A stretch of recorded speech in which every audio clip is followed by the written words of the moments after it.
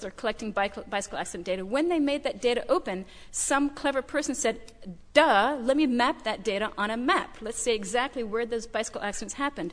When they did that, and you zoom into London, and the people in London who are saying, where should we build bicycle paths and where are the most dangerous intersections, it's really intriguing. Those red dots are the accidents, and it's quite clear that the accidents happen along main thoroughfares. In those smaller roads in between, no accidents. Don't waste your time building bicycle set-asides there. And you can see where you should be focusing your bicycle safety efforts. And this was a revelation. And it's curious why, it seems kind of obvious when you look at it, but none of us hold none of us are clever about everything. We're clever about small things or single things, and opening things up enables all those other people's brains to get in on the action. So let's go further. Let's talk about devices. Same idea. It could be cars or it could be bikes. So again, here is this smart car. It's not very smart. It's a closed proprietary system driven and owned exactly the same way as it's been since 1890 or whenever cars were first invented. It's the same exact thing. And now it has some closed proprietary systems, wireless systems that are owned by me, that Smart or Ford or GM has decided what it is that I should get, and they've given it to me. It's this closed, sealed package that can never change. If you think about what Zipcar did, Zipcar put some technology in that car, and we used those exact same cars, and we applied this piece of technology, and now 325,000 people are able to use 6,500 cars. It's intriguing, but it's not fully open. You know, we could be opening it fully if we had opened up that device in the cars. So here we have the regular existing cars, of which there are about 1 billion in the world today and 280 million in the US that exist out there today. What can we do about those? If we had an open box that we could put in, an open device that we could put into cars, much like an iPhone and apps, we could be turning cars into this.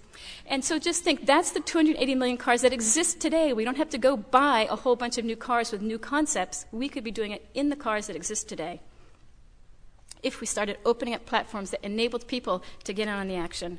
So what if we open up networks, the same concept? We're about to spend $4.5 billion on the smart grid technology. Again, and those smart grid demonstration projects did ask for open standards and internet protocols. That's a really fabulous first start. And we're about to decide how we want to spend our transportation reauthorization bill, and it's going to be in the hundreds of millions of dollars, billions. Again, if we think about that, technology is technology, and data bits are data bits.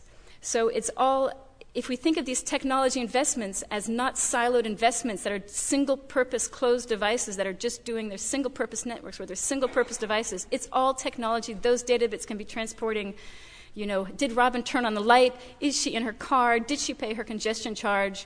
And can she upload some application? It's just data. You can put any single thing you want over it. So, 2 slides.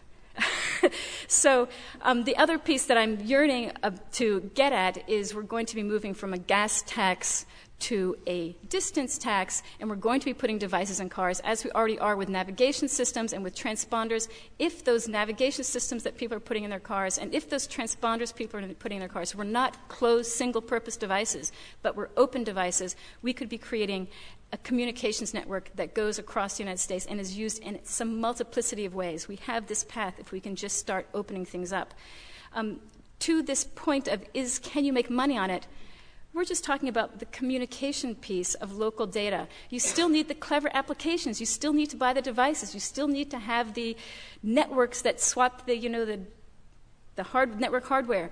You still need all those slides that you saw, all those cool ideas. You still need all those cool ideas to happen. But we're just talking about the communication layer. You know, how does the bit travel through the air? And so my question to you is, what if we had open devices and open data and open networks, engage the assets and resources and the brains and everything that common man has to make these platforms for participation bigger, and we speed the pace of innovation? And of course, what if we don't? Thank you.